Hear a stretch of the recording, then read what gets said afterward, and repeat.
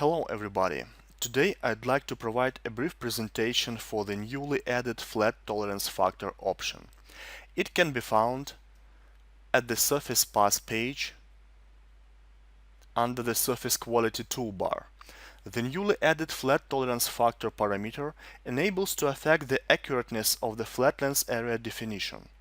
This is extremely important considering the fact that flatlands pattern is quite sensitive to the provided mesh quality and the specified cutting tolerance. Because of this, not always the generated toolpath may coincide with the expectations. The distinguished mesh is used as an input for the attached file. As it can be noticed, the highlighted mesh has a quite low quality, what will not enable us to detect the flat areas at the pod top and the pocket bottoms. Thus, if you just recalculate the file with initial settings, null toolpath will be generated.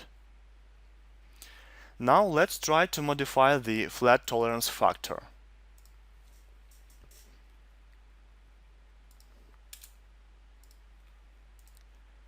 As it can be noticed, the flat area at the pod top has been detected. At the same time, the flattened areas at the pocket bottoms still remain without machining. Let's modify the flat tolerance factor more.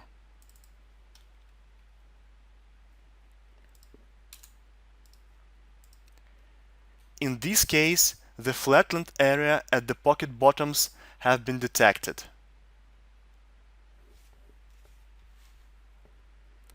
Thank you for your time and goodbye.